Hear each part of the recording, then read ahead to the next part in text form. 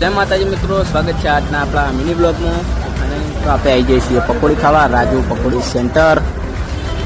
તો મિત્રો તમારે પણ પકોડી ખાવી હોય તો આવી જજો ઊંઝા સરતા ચોક હર્ષિદ હોસ્પિટલની આગળ અને કેએનસી મમ્મીની સામે જ ભાઈ રાજુ પાણીપુરી સેન્ટર વાળો ઉભો રહે છે. ભાઈ ખૂબ સરસ જ પકોડી બનાવે છે. તો જો મિત્રો, ભાઈ તો ફટાફટ પકોડી બનાવો છો. આહા, કારણ ભાઈ તો ખાવા વળી ગયા છે. જો એ તો ફટાફટ થાક્યા વગર પકોડી બનાવવા. તમારે ખાવી તો આવી જજો. જો અમે હવે એ પાણી નાખ્યું ખાઈ લીધી. જો ખાલી બહુ મજા આવી ગયો પકોડી. ભાઈ રાજુ પકોડી વાળા તો ભાઈ મોજ પડાવી દીધી. જો છેલ્લે એમાં પકોડી કાલીથી પોરી મસાલો કરી.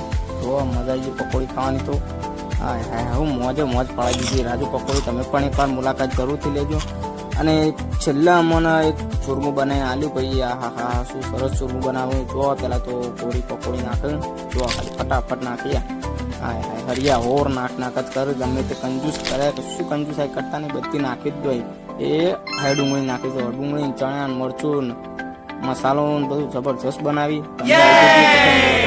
ભાઈ ફટાફટ બધું હલાઈને તૈયાર કરી એના માટે ચૂરમું. મને કોઈ ચૂરમું તૈયાર કરીને સારું કરી દીધું. ડીશમાં કોથમીર નાખીને ભાઈ મજા આવી ગઈ. તમે આવી જજો હો. પકોડી ખાઈ નીકળી જઈએ. આ જો ભાઈને પૈસા આપી દીધા. અને એમની પકોડી છે રાજુ પકોડી સેન્ટર. અને તમારે પણ પકોડી ખાવી હોય તો આવી જજો. બહુ મસ્ત પકોડી બનાવે ભાઈ. જુઓ હવે જે આપણે બસ સ્ટેન્ડમાં કરમભાઈ તો આગળ દોડ્યા નીકળી જઈએ. કરમભાઈ 2 જણા ઘેર જવા બેફોમ જઈએ છીએ. બસનો ટાઈમ થઈ ગયો તો જઈએ ઘેર. તો મિત્રો આપણો આજનો મિની બ્લોગ ગમ્યો હોય તો લાઈક કરજો, શેર કરજો અને સબસ્ક્રાઈબ કરજો. અને આપણે રાજુ પકોડી સેન્ટરવાળાને સપોર્ટ કરજો. અને એમને પણ તમે પકોડી ખાવી તો આવી જજો. સરદાર ચોક મોમોસના સામે જ છે. અને સામે હર્ષિદ હોસ્પિટલના આગળ ઉભા રહે છે. તો બહુ મસ્ત બનાવે છે. તો તમે આવી જજો. ચલો આપણે બ્લોગને એન્ડ કરીશું. હવે જઈએ ઘેર. જય માતાજી.